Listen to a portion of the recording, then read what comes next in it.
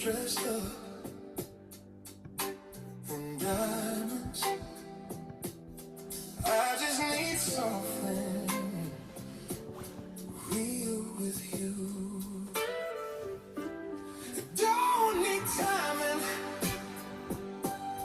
don't need signs. Just feel right where we are tonight. I didn't know this was love at first, till it felt this good,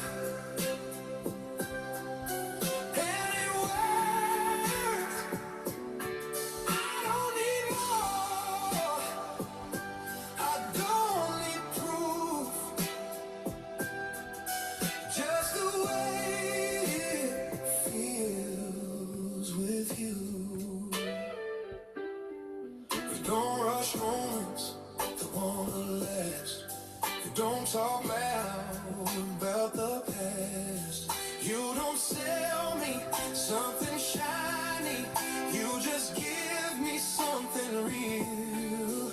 Every time I overthink, you pull me back in close. You don't rush the feeling, you just let it grow. And I'm here with you, I don't wanna leave, I wanna give you the best. On va commencer le live bientôt. J'attends encore un petit moment pour que tout le monde qui veut se connecter peut se connecter. Ah, je regarde les derniers détails techniques et je suis prête pour répondre à vos questions. Comment ça va? Comment allez-vous? Comment ça se passe? Cette intégration des émotions, c'était le défi de cette semaine.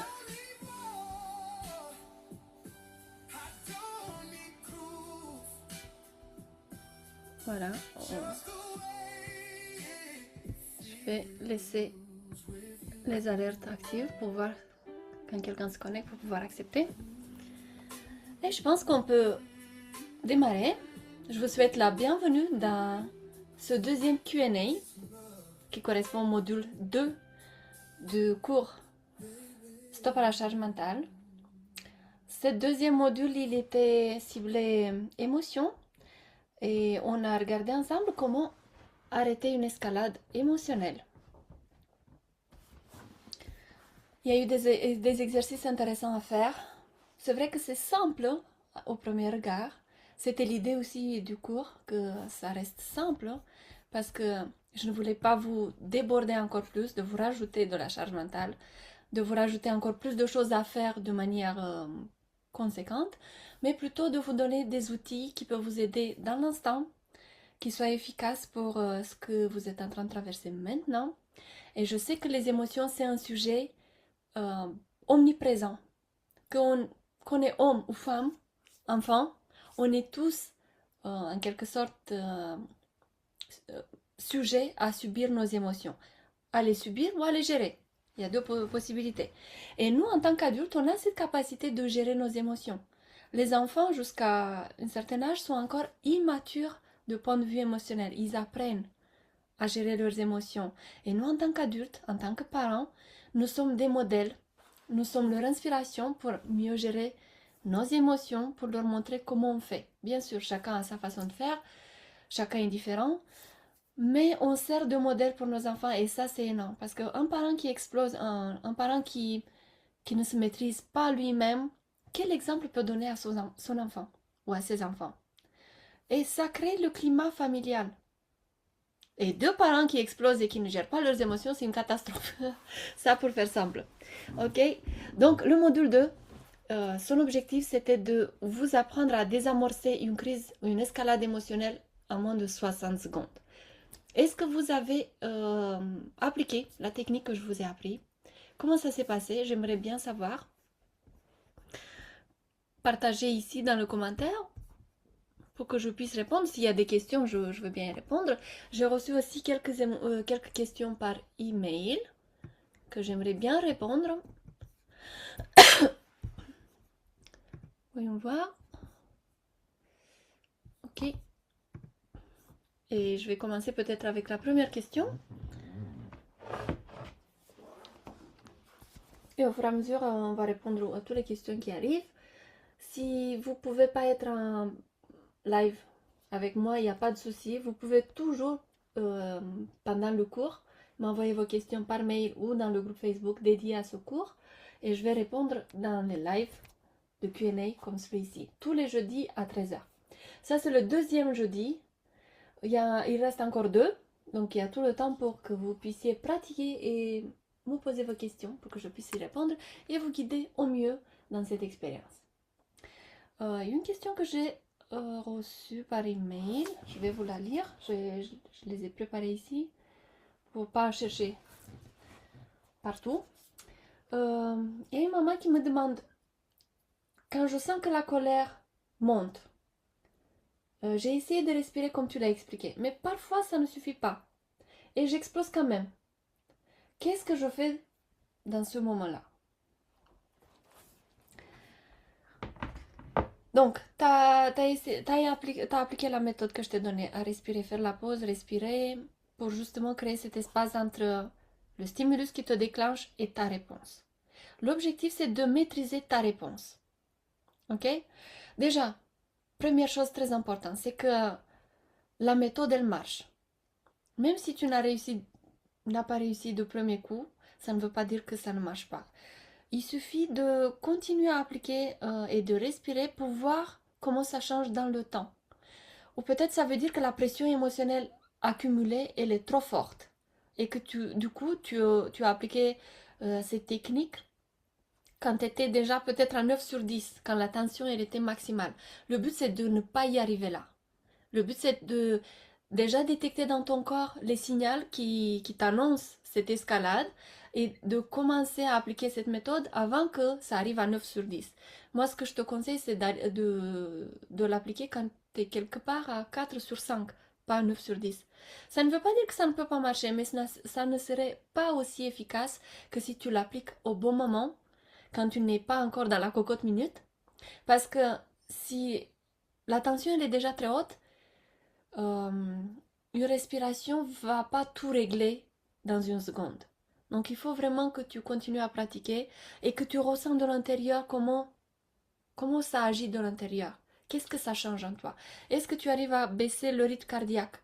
Est-ce que tu arrives à contrôler ta réponse de manière à ne pas vouloir répondre tout de suite et plutôt vouloir mettre une priorité sur ton apaisement? Ok? Parce que ce qui est très important, c'est apprendre à ralentir. Apprendre à voir, à t'observer ce qui se passe en toi avant que tu donnes la réponse. C'est comme ça qu'on construit la maîtrise.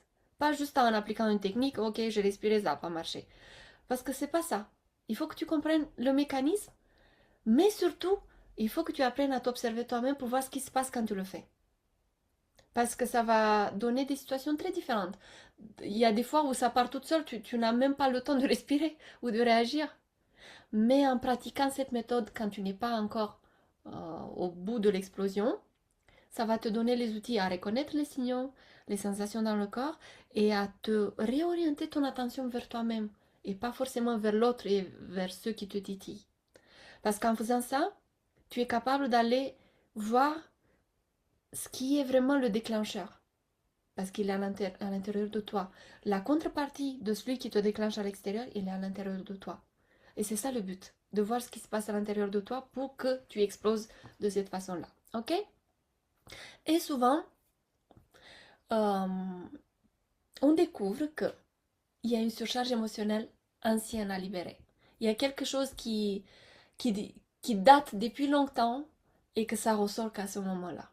Ok? Et c'est là où le travail devient profond et intéressant parce que on va creuser, on va comprendre toute l'histoire. En fait, ça, je le fais dans les séances one-to-one quand je travaille avec mes clientes parce que ça me permet d'avoir le contexte, ça me permet de voir vraiment ce qui se passe et pas juste appliquer une technique de manière random. Mais la technique marche et je t'invite à explorer. C'est ça qui fait toute la différence. Le fait d'explorer, d'essayer et de voir ce qui se passe, que ça change et d'ajuster en permanence. Ok? Donc n'aie pas peur, ne crois pas que tout est fichu et que la technique ne marche pas.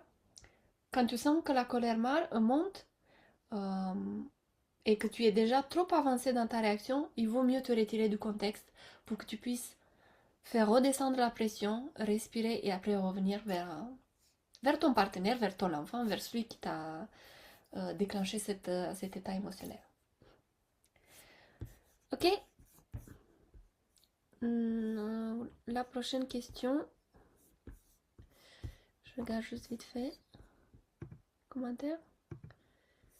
Voilà.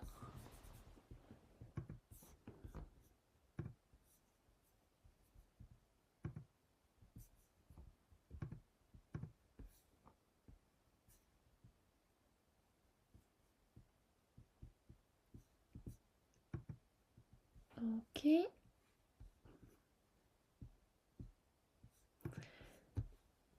Ok. Question. Quand je me retire d'une discussion pour ne pas réagir sous l'émotion, mon chéri me reproche de fuir ou de couper la conversation. Comment gérer sans que le conflit s'aggrave? Ok. Sache que ça, c'est plus fréquent que tu ne l'imagines. Souvent, un des deux partenaires qui ne peut pas maîtriser le contexte ou le trop-plein émotionnel va avoir peut-être tendance à fuir, mais ça dépend comment tu le fais. Parce que c'est différent quand tu fuis un conflit, une discussion délicate que tu ne veux pas affronter ou avoir.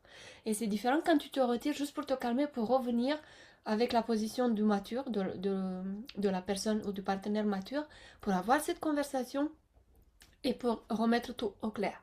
Donc ça, c'est très fréquent. Et souvent, quand tu changes de manière de réagir, l'autre peut être perturbé. Ceux qui te connaissent d'une certaine façon, ils savent que tu vas répondre, ils savent que tu vas gueuler, ils savent que tu vas crier. Dès que tu réagis différemment, ça va les perturber parce que ce n'est pas habituel, ce n'est pas comme ça que tu fais d'habitude. Peut-être qu'avant tu répondais tout de suite. Tu étais déclenché et tu voulais tout de suite que ça se règle ou peut-être tu te défendais ou tu insultais ou tu manifestais ton mécontentement, tu exprimais ce que tu ressens. Mais maintenant tu fais une pause et ça les surprend parce que le fait de faire une pause ou te retirer de la situation conflictuelle, ça peut être perçu comme un rejet. Ok? Et donc dans ce cas-là, ce que tu peux faire, c'est de nommer ce que tu fais, de mettre des mots sur ce que tu fais, sur ta décision de faire une pause ou de te retirer. Tu peux dire, là je sens que ça monte et je préfère prendre 10 minutes pour me calmer et revenir parler ensuite. Donc poser des mots pour ne pas laisser l'autre dans le flou avec toute cette pression dans les bras et lui il ne sait pas quoi faire. Toi, tu apprends maintenant. Ou peut-être qu'instinctivement, c'est ce que tu aimerais faire. Désamorcer avant que tu puisses avoir une discussion qui a des résultats, qui donne des fruits et qui n'est pas une discussion stérile, une situation conflictuelle qui te draine d'énergie. Donc, mettre des mots ce que tu ressens à l'instant pour pouvoir te retirer de cette conversation, de cette situation, c'est ce qui a à faire le plus sain. Et ça ne veut pas dire que tu fuis, ça veut dire que tu veux approcher cette situation de manière adulte. Et ça, c'est très important. Et il faut que l'autre le comprenne et qu'il l'entende. Peut-être ça va pas lui convenir du premier coup, mais c'est pas grave, il faut qu'il l'entende. Et honnêtement, ça vient pas naturellement.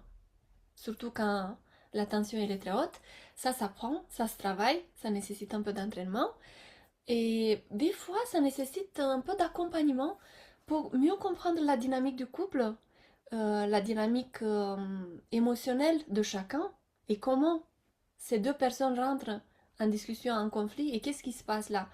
Des fois, un regard externe, ça aide énormément parce que, par exemple, moi, en tant que thérapeute, je regarde de manière neutre ce qui se passe dans la vie de mes clientes.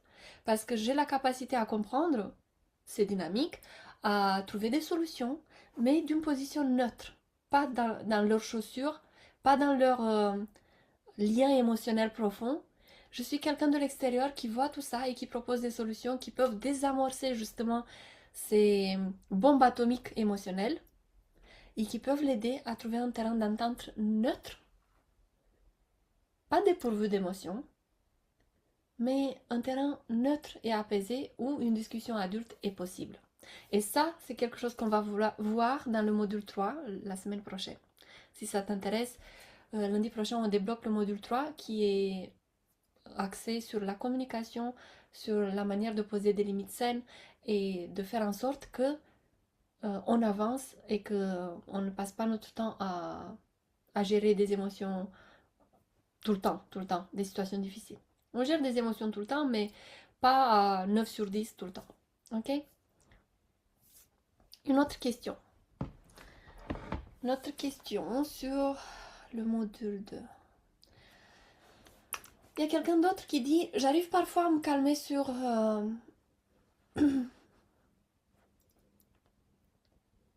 je l'ai perdu. Oui. J'arrive parfois à me calmer sur le moment, mais je garde la frustration à l'intérieur et elle ressort plus tard. Comment libérer cette émotion sans la garder en moi ?»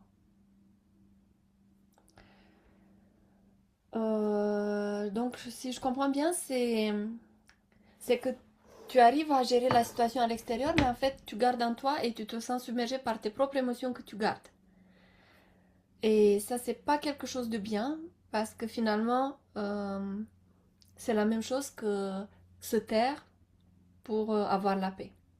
Mais finalement, ça nous impacte nous-mêmes. Donc, c'est important de libérer cette émotion, mais ça dépend comment. Finalement, toute notre vie, on a appris à ravaler nos émotions pour que tout va bien. Ok?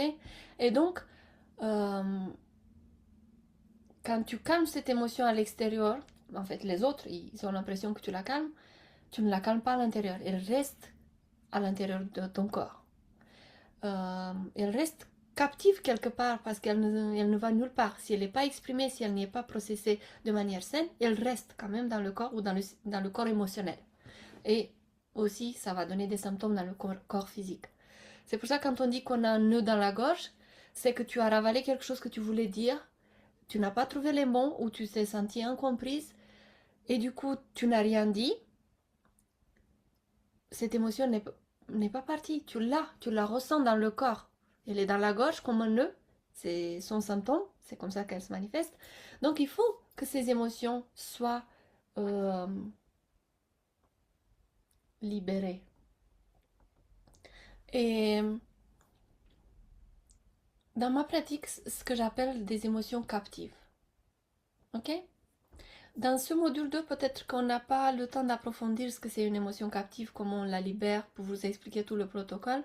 Mais je vous apprends des techniques, je vous donne des outils pour agir sur l'instant, pour que vous arrivez à vous apaiser à l'instant. Mais si ça perdure, ça nécessite peut-être un regard plus approfondi pour comprendre vraiment l'iceberg et pas que la tête de l'iceberg qui est la crise émotionnelle, l'escalade émotionnelle. Et je peux vous donner encore quelques outils, comment libérer cette émotion que tu as l'impression que tu as gardée en toi-même. Il faut que le corps bouge. Il faut mettre le corps en mouvement. Je vais y arriver. Soit en train de marcher vite, soit tu peux courir si c'est quelque chose que tu aimes, soit danser, peut-être chanter. Et une autre façon, c'est faire bouger les pensées qui expriment tes émotions à l'écrit. La technique du journaling, ou écrire dans un journal, elle est incroyable. Et il y a une autre technique qui marche assez bien, mais ça dépend si ça te va, si ça colle avec tes principes, c'est de parler toute seule. On n'est pas folle si on parle toute seule. Parce que quand on parle toute seule, on extériorise ce qu'on ressent. Des fois, c'est mieux qu'il y a quelqu'un de professionnel devant nous qui nous écoute et qui peut nous accompagner par rapport à ce qu'on ressent pour guider un peu la façon dont on peut s'y prendre par rapport à ce qu'on ressent. Mais quand tu n'as personne, n'hésite pas à parler toute seule chez toi ou devant le miroir, c'est encore mieux parce qu'il y a la connexion visuelle qui aide énormément et qui t'aide aussi à extérioriser et à t'intérioriser à la fois. Donc à rentrer en contact avec tes ressentis profonds. Ça, c'est une technique très puissante. Mais le mouvement aide énormément à évacuer la charge émotionnelle. Parce que l'émotion, c'est de l'énergie en mouvement.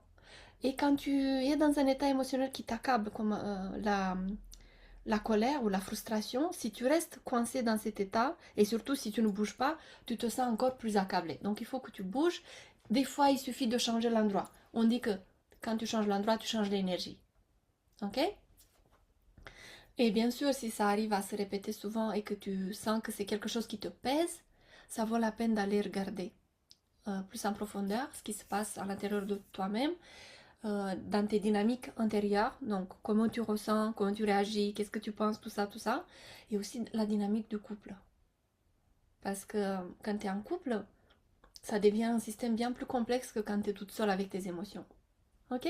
Mais ne reste pas immobile avec tes émotions, fais-la circuler, bouge, fais quelque chose et donne-nous des nouvelles. Ok? Prochaine question.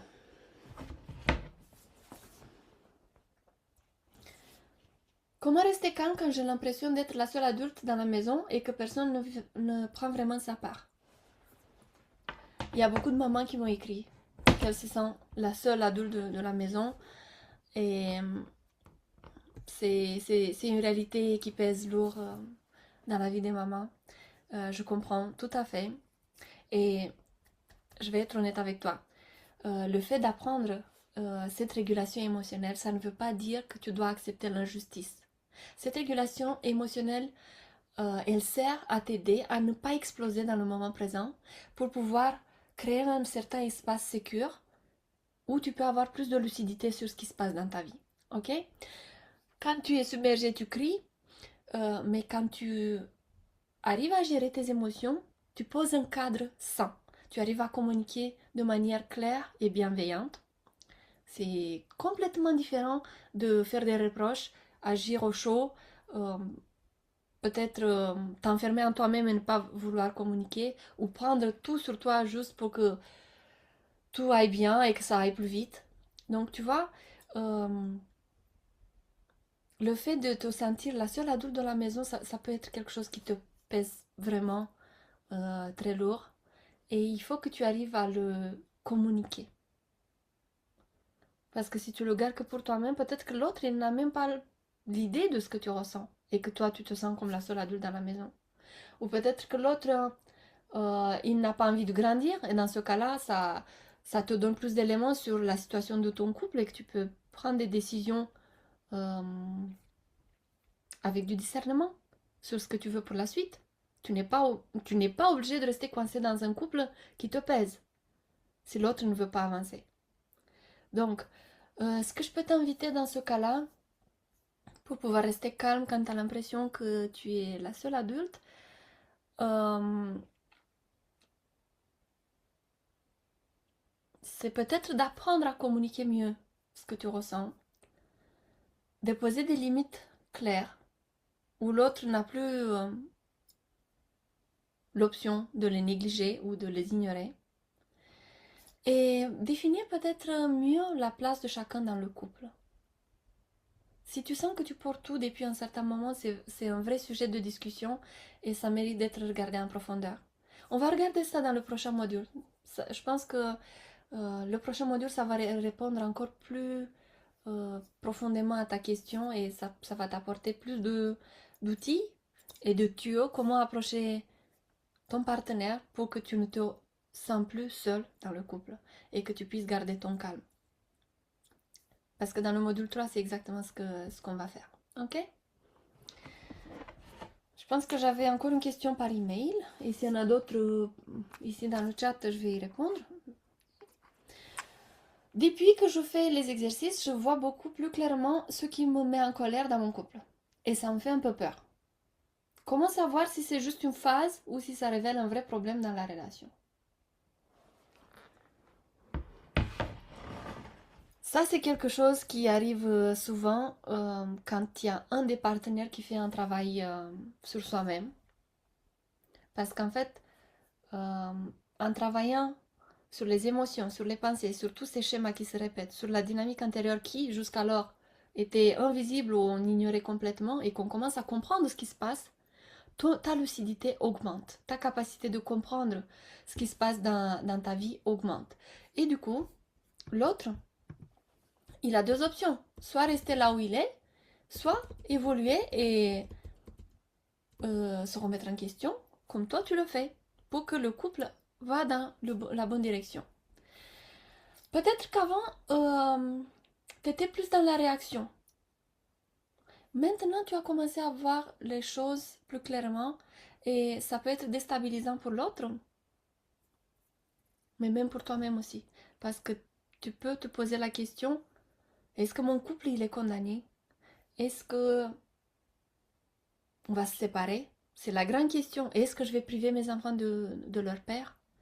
Et c'est aussi la raison, même si c'est inconsciemment, ça travaille inconsciemment, la raison pour laquelle beaucoup de femmes restent coincées dans des relations qui les minimisent, peut-être des relations toxiques, des relations qui les diminuent, qui tuent tout espoir d'estime de soi et d'amour de soi, parce que quelque part, elles se posent cette question, est-ce que ma relation est à la fin? Elles ont peur d'assumer une potentielle fin. Mais ce que je peux t'inviter dans ce cas, c'est d'avoir le courage d'affronter la vérité. Parce que ça peut que te rendre service. Et ça ne veut pas dire que ton couple il est condamné et que c'est la fin de votre relation et que les enfants n'auront plus de père. Pas du tout. Ça te permet de voir la vraie dynamique et la vraie situation dans ta famille, dans ton couple et peut-être commencer à guérir certaines choses qui peuvent t'aider toi et ton partenaire à avoir une meilleure relation. Donc la première étape, c'est vraiment cette prise de conscience de ce qui se passe. Et ce cours, il se donne comme objectif justement de mettre de la clarté là-dessus. Ce n'est pas de prendre de décisions radicales maintenant. Parce que les décisions radicales dans la vie, on ne les prend pas sur un coup de tête. Il vaut mieux prendre le temps, regarder ce qui se passe, faire quelque chose pour que ça s'améliore. Et quand ça ne s'améliore pas ou qu'il n'y a pas d'espoir, c'est là que tu prends une décision de te séparer, de je sais pas, de communiquer, d'imposer certaines choses plus radicales. Mais en attendant, on est là dans l'exercice, dans la recherche de coopération de la part de l'autre. Ok? Et c'est exactement ce qu'on est en train de développer module par module, avec des outils simples, avec des discussions euh, simples et qui ne bousculent pas trop. Ok? Et pour ça, je vous invite vraiment à intégrer ce qu'on a déjà vu dans ces deux premiers modules, parce que la régulation émotionnelle demande surtout de la pratique, pas juste de l'écoute. Tout ce que je vous explique ici, ça vous sert à comprendre. Mais sans mettre en œuvre, sans pratiquer, sans appliquer, sans venir poser des questions pour repratiquer et avoir un feedback euh, en réponse, ça ne peut pas donner des résultats. Le simple écoute, ça ne change rien. C'est l'action qui apporte le changement et les résultats désirés. Ok? Et lundi prochain, quand je vais libérer le module 3, on va voir exactement comment transformer cette stabilité intérieure en communication claire dans tes relations avec les autres pour que cette charge mentale arrive enfin à tomber. Je t'invite à regarder tes mails et surtout à venir partager par mail ou dans le groupe les prises de conscience et les changements que tu remarques déjà. Et la semaine prochaine, on va voir comment on va communiquer avec notre partenaire, avec nos enfants, avec ceux qui sont dans notre entourage, pour arriver à se sentir vraiment soulagé. Mon objectif, c'est qu'à la fin de ce cours, on diminue la charge mentale de 50%. Mais pour ça, je t'invite à pratiquer et venir partager. Je te souhaite une très belle semaine.